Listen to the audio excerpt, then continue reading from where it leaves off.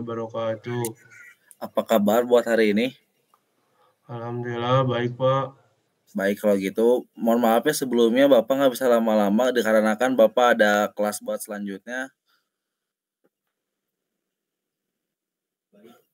Baik, Pak. Nah, di sini tuh kita bakal ke materi itu penyambungan logam. Penyambungan logam itu merupakan proses penggabungan dua atau lebih logam dengan menggunakan berbagai teknik untuk menghasilkan sambungan yang kuat dan tahan lama. Nah, di sini tuh ada jenis-jenis penyambungan logam dengan panas. Yang pertama tuh pengelasan. Proses pengelasan menggunakan panas untuk melelehkan logam, lalu menyatukan dengan bahan pengisi. Teknik ini umumnya melibatkan penggunaan busur listrik, gas, atau laser. Yang kedua tuh ada pembrazean. Nah, pembrazean itu menggunakan logam cair dengan titik leleh lebih rendah dari logam yang disambung untuk membentuk ikatan kuat di antara logam-logam tersebut. Yang ketiga tuh ada soldering. Soldering itu menggunakan logam cair yang memiliki titik leleh lebih rendah dari logam yang disambung. Umumnya itu digunakan menyambung komponen elektronik. Nah, keempat itu ada penyambungan dengan panas lainnya. Teknik lain seperti hot pressing dan hot rolling juga menggunakan panas untuk membentuk sambungan logam, tetapi tidak melibatkan peleburan logam sepenuhnya. Nah, di situ ada definisi, fungsi, dan aplikasi pengelasan. Yang dimana ada 3 ya. Yang pertama itu ada definisi, fungsi, aplikasi. Yang pertama itu ada definisi.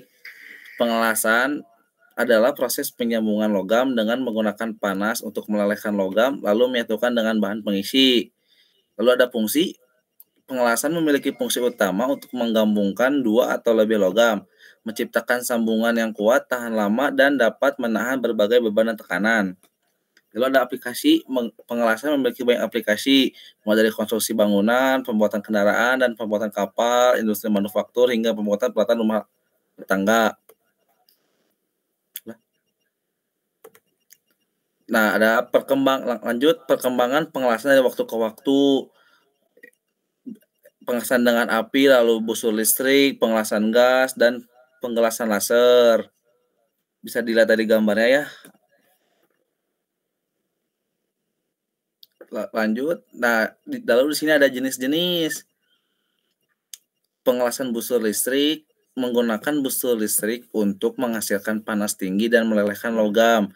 Teknik ini memiliki berbagai variasi seperti SMAW, GMAW, GTAW, dan SAW. Pengelasan gas menggunakan gas seperti asetilena dan oksigen untuk menghasilkan panas yang sangat tinggi. Teknik ini cocok untuk pengelasan logam tipis dan pekerjaan yang membutuhkan presisi. Pengelasan resistensi memanfaatkan arus listrik untuk menghasilkan panas dan melelehkan logam. Teknik ini biasanya digunakan untuk menyambung logam tipis dan komponen elektronik. Dan terakhir ada pengelasan laser. Menggunakan laser untuk melelehkan logam. Teknik ini menawarkan presisi tinggi, pengendalian yang baik, dan minim deformasi pada logam yang disambung. Lalu ada prinsip dasarnya, ada pemanasan, yaitu panas tinggi diaplikasikan pada logam yang akan disambung untuk melelehkan logam tersebut. Yang kedua ada peleburan, logam yang dipanaskan akan meleleh dan membentuk kolam cair. 3 ada penyatuan, kolam cair dari dua logam yang disambung bersatu dan membentuk ikatan. Dan yang terakhir ada pendingin. Kolam cair kemudian didinginkan dan mengeras membentuk sambungan yang kuat dan tahan lama. Nah, itu lanjut ada teknik pengelasan yang umum digunakan. Bentar ya. Ada teknik posisi datar, yaitu datar itu pengelasan dilakukan pada logam yang terletak datar. Ada horizontal, yang dimana ngelas itu pada logam yang terletak horizontal dengan sudut 45 derajat. Ada juga vertikal, pengelasan dilakukan pada logam yang terletak vertikal dengan sudut 90 derajat. Ada yang terakhir ada overhead. Pengelasan dilakukan pada logam yang terletak di atas kepala dengan sudut 180 derajat.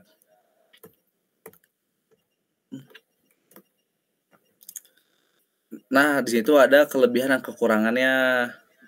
Yaitu kelebihannya ada pengelasan menghasilkan sambungan yang kuat, tahan lama, dan dapat menahan beban berat Teknik ini dapat digunakan untuk menyambung berbagai jenis logam dan dapat diterapkan pada berbagai bentuk dan ukuran. Nah, ini kekurangannya ya.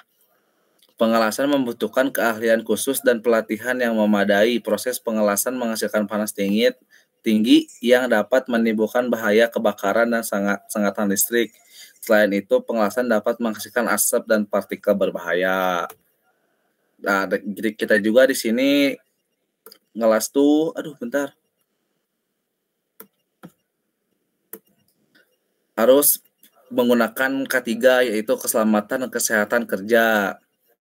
Yang pertama itu ada helm las, melindungi mata dan wajah dari sinar ultraviolet dan percikan api. Yang kedua ada sarung tangan, melindungi tangan dari panas dan percikan api.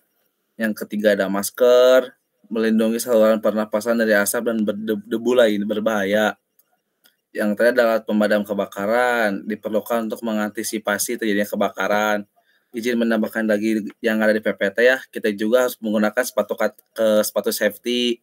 Jangan menggunakan sepatu yang kayak kanvas dan lain-lainnya, takutnya percikan itu kena sepatu yang akan mengakibatkan kebakaran sepatunya. Nah, mungkin Nah, di sini ada prospek industri pengelasan di Indonesia. Industri pengelasan di Indonesia memiliki prospek yang cerah. Meningkatnya pembangunan infrastruktur, industri manufaktur, dan sektor energi di Indonesia akan terus meningkatkan permintaan terhadap tenaga kerja ahli las.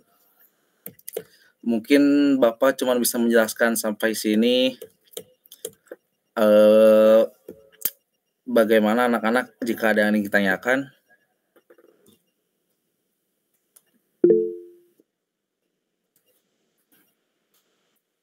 Baik, Irfan. Mohon maaf, Pak, izin bertanya. Baik. Untuk pertanyaannya, apa perbedaan antara sambungan lepas dan sambungan tetap dalam penyambungan logam? Nah, izin menjawab ya, Irfan, Bapak.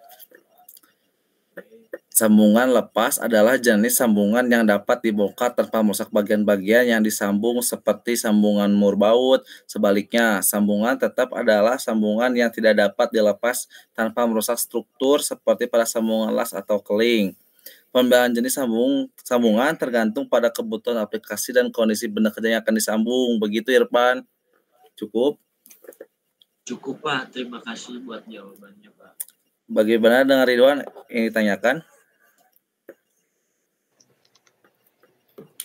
Cukup, Pak.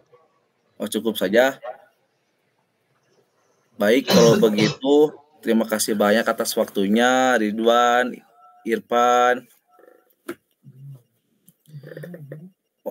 Mohon maaf juga Bapak nggak bisa lama-lama. Barangkali sini ada yang ingin izin doa untuk selesaikan pemateri hari ini. Sebelum mengakhiri pembelajaran hari ini, alangkah baiknya berdoa terlebih dahulu. Berdoa menurut kepercayaan masing-masing. Silakan.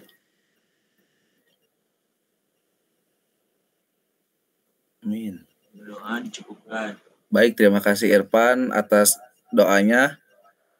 Terima kasih juga buat Irfan dan Ridwan atas hadir di kelas Bapak. Bapak duluan. Wassalamualaikum warahmatullahi wabarakatuh. Waalaikumsalam warahmatullahi wabarakatuh.